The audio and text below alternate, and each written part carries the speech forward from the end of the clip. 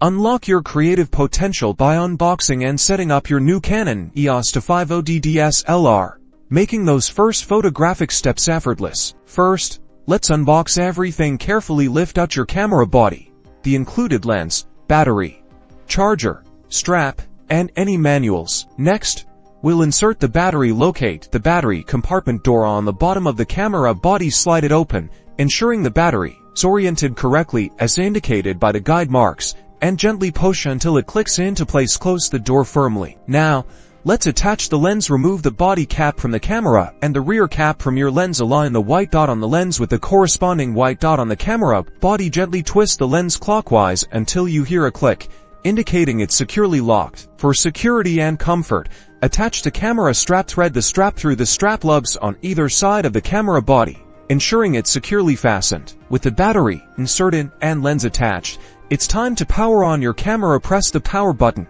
usually located on the top right. You'll likely be greeted by the initial setup menu. On this screen, you'll set your language, date, and time. Use the directional buttons to navigate and the set or OK button to confirm your selections. Take your time to get these foundational settings right. And just like that, your Canon Eos 250d is unboxed and ready for its first shot.